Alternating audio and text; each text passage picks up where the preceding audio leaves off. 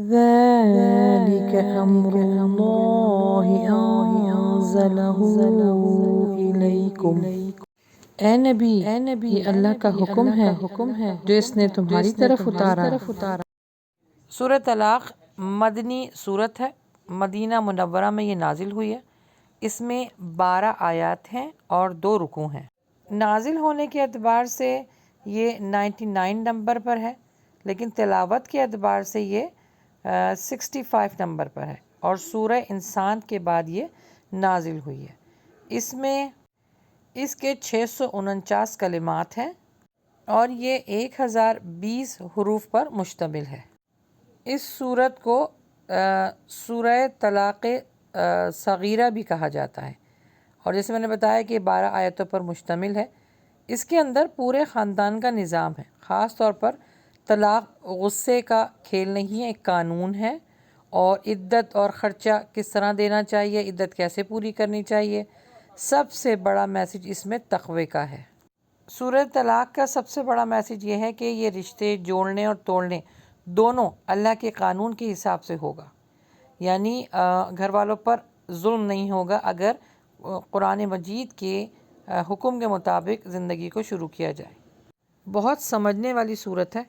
اس کے پہلے ہم تجوید، ترجمہ، پھر اس کی تلاوت اور تفسیر انشاءاللہ جانیں گے۔ تو آئیے شروع کرتے ہیں تجوید سے۔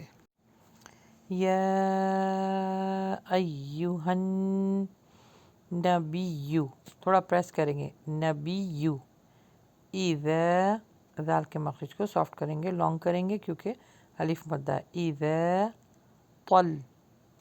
طلق، یہاں پہ قلقلہ ہو رہا ہے، لق، تو یہاں پہ غنہ ہوگا، نساء، فطلقوهن لعدتهن وأحصل۔ اے پیغمبر، جب تم لوگ عورتوں کو طلاق دو تو ان کی عدت پر طلاق دو، اور عدت کو عدہ گنتے رہو۔ واتقوا اللہ ربکم، اور اللہ سے ڈرو جو تمہارا رب ہے۔ لا تخرجوہن من بیوتہن، ان عورتوں کو ان کے گھروں سے نہ نکالو۔ ولا یخرج، قلقلہ ہو رہا ہے، رجن، اور نہ خود نکلیں، الا اچھا یہاں پہ مد بھی آ رہی ہے، اور غنہ کریں گے، نون کو اسکپ کریں گے، الف یا سے ملے گا، یا پھر جھٹکا آئے گا، یا تینا، یا مدہ ہے، تینا، بی فا، الف مدہ ہے، لانگ ہوگا، بی فا حی شا تم، غنہ ہو رہا ہے، تم مبینہ، وَتِلْكَ حُدُودُ اللَّهِ۔ اچھا یہاں پر ہے مگر یہ کہ وہ کوئی کھلی بے حیائی کریں، اور یہ اللہ کی حدیں ہیں، اور جو شخص وَمَن، یہاں پہ جو ہے وہ نون اسکپ ہوگا، میم یا سے ملے گا، وَمَن یَتَعَدَّ، یاد رکھیں جہاں پر جو ہے تجدید یعنی مشدد آ جاتا ہے وہاں پہ پریس کرتے ہیں، لانگ نہیں کرتے۔ یہاں پر اس طرح نہیں ہم پڑھیں گے، یتعد نہیں، اس طرح نہیں پڑھیں گے، یتعد حدود اللہ، الف کے اللہ سبحانہ تعالیٰ کے نام کو یہاں پہ ہیوی کر کے پڑھیں گے،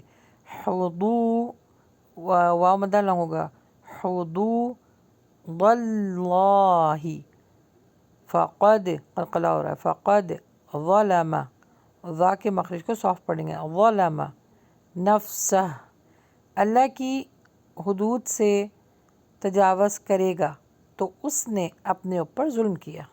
لا تدری، تم نہیں جانتے، لعل اللہ، شاید اللہ، یحدث،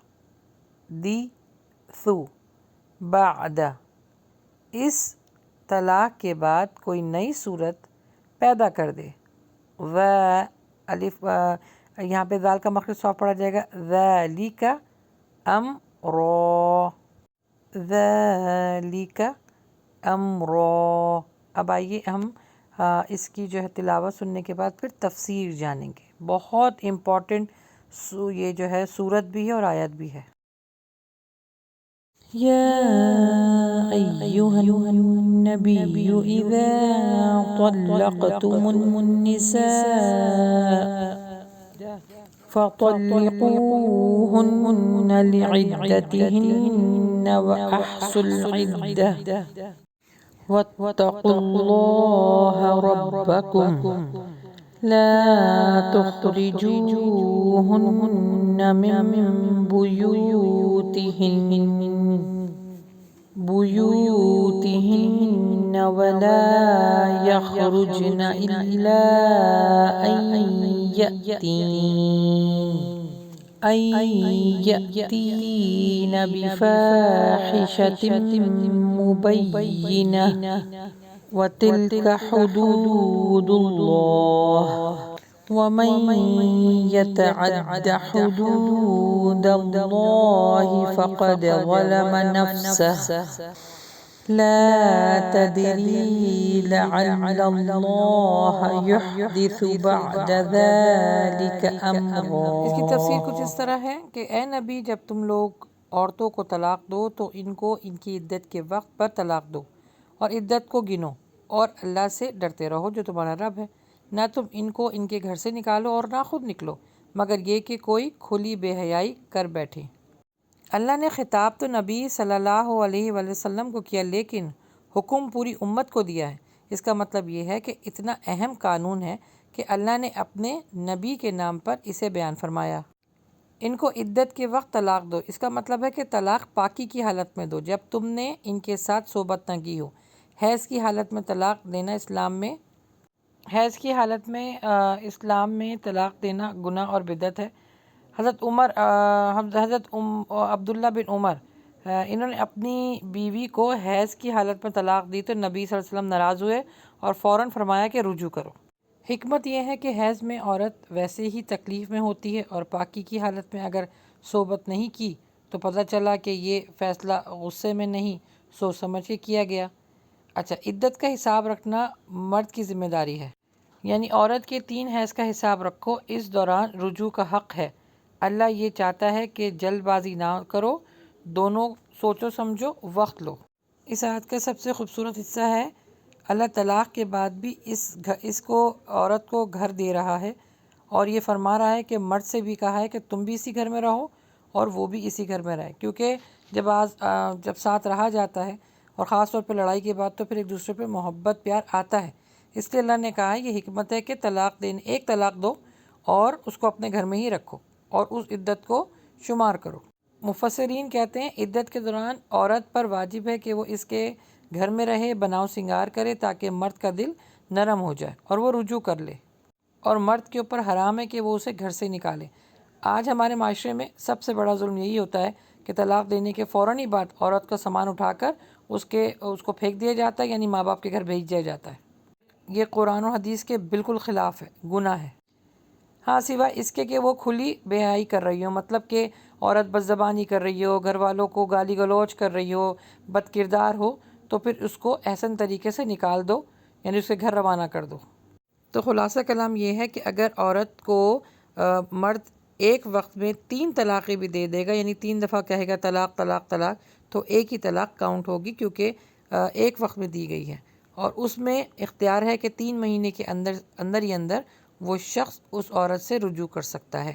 باقی یہ کہ اور اپنے صاحب حیثیت مفتی یا عالم دین سے مشورہ کر لیا جائے، کیونکہ یہ طلاق کا معاملہ ہے تو اس میں بہت زیادہ باریک وجوہات اور حکمت اور معاملات ہوتے ہیں، تو کسی سے جب طلاق کا معاملہ ہو تو کسی مفتی کو اپنے پوری ڈیٹیل بتا کر پھر فتویٰ لے لیا جائے۔